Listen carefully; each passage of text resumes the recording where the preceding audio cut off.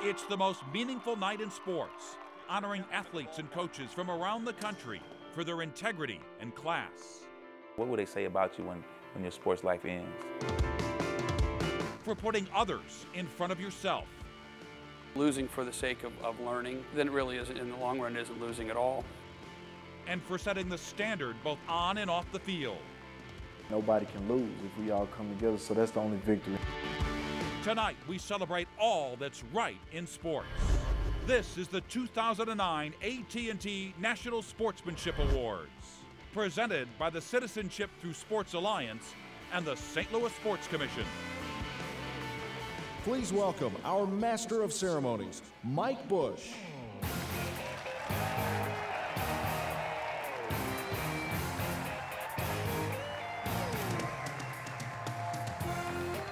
Good evening, everyone.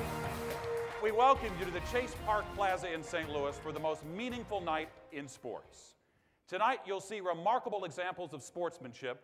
You'll be treated to some amazing stories that represent all that's right in sports. Our honorees are from all over the country. They bring with them inspiring acts of selflessness, class, and community service. They also show extraordinary kindness and compassion in the midst of competition. And that's especially true of our first award recipient, Azusa Pacific University. Take a look.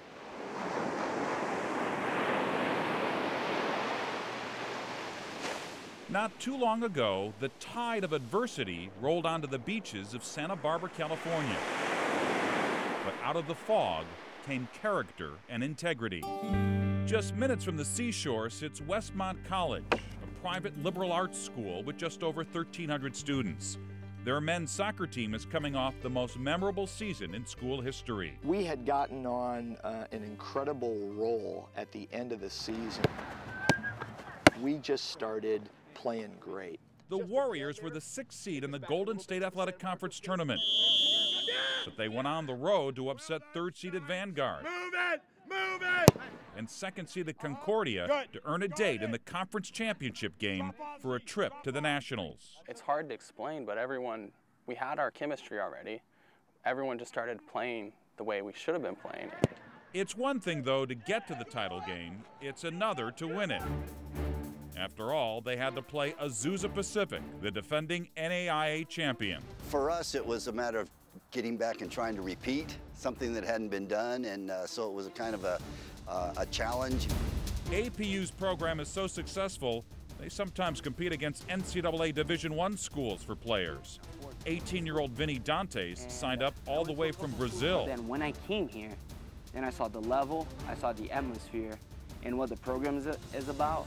I was like, this is the place that I want to be. At the time of the Westmont game, APU was ranked 2nd in the country. Once we got into conference, we started winning a lot, getting a lot of shutouts, and just kept on rolling. Westmont may have been the underdog, but 2 days before the game, they felt prepared. They were not prepared, however, for what happened next. I got home from training at about 5:45 that afternoon, and immediately saw just at the top of the hill where the tea gardens are what looked like kind of a large bonfire. The fire started right where the arches are. What started as a bonfire to warm some young trespassers escalated into the Santa Barbara Tea Fire. It swept through Westmont's campus, destroying 9 buildings, 50 dorm rooms, and 15 faculty homes. Many students were evacuated. Others spent the night in the fireproof gym. So there were a lot of thoughts about where the players going, where do they end up, is everybody okay? Head coach Dave Wolf, his wife Jill, and their 5 children escaped without incident. But a few hours later, they got the bad news. We found out about midnight that night that we had lost our home. When you've lost a house, winning a soccer game is not exactly your first priority.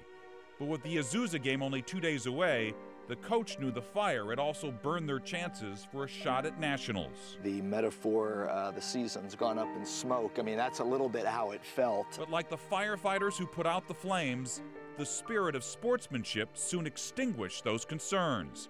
The Azusa head soccer coach at the time was Phil Wolf, Dave's younger brother. Coach Wolf always taught us to look out for each other and others before yourself. So of course, unselfish thing to do is look out for Westmont. Azusa Pacific could have won the game by forfeit and gone to nationals to defend their title. Instead, they called the NAIA and asked to postpone the game. We didn't suggest anything. We didn't ask for anything. They basically insisted, this is what we're going to do for you. And delaying the game was only the beginning. They took it upon themselves to rally the Westmont community, offering the team dorm rooms for as long as they needed. They also paid for team meals and offered encouragement to the Warrior players as they walked onto the soccer field. There's a gate around it, and they had posted a sign with students writing notes of encouragement to us and saying, Westmont, we love you. At the end of the day, the winning is a byproduct of the process of how you treat your sister and brother and how you love one another as God has loved us. On Monday, November 17, 2008, a trip to the NAIA Nationals would be determined on the field of play. For Westmont, the game was a distraction from the distress, and they were lifted on the wings of emotion. Looking around the locker room, you could see the focus on every person's face. I don't think I've ever seen everyone as focused as we were. The guys that day were so together and so connected. The sense I kind of got from them was basically, Coach, we'll see you after the game. We got this. Azusa Pacific may have been the favorite, but on that day, adrenaline trumped talent.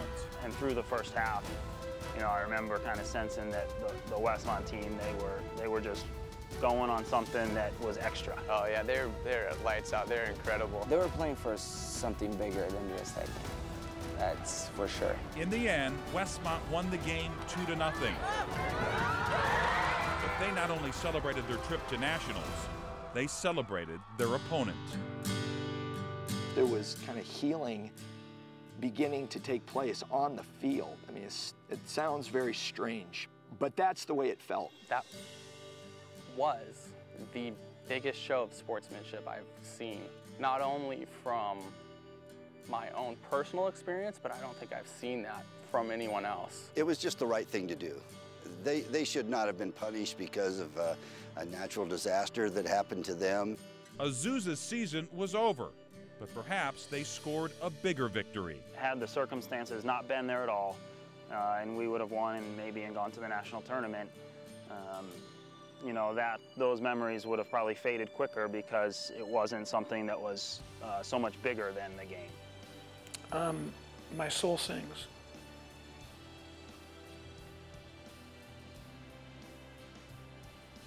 I wouldn't have been here 32 years if we were a different kind of place. They put the better interests of others in front of their own in a hotly contested athletic competition. Westmont didn't win the national championship. They lost in the quarterfinals. That's not what they'll remember about their 2008 season. What they'll remember is reaching out their hand and being pulled from the ashes. And I think I could coach another 19 years here and never have anything match that particular day.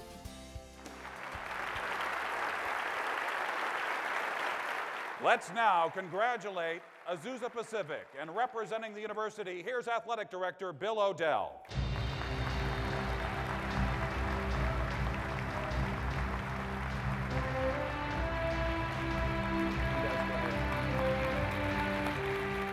You'll have the chance to choose your favorite story seen during the AT&T National Sportsmanship Awards. Text VOTE to 83228.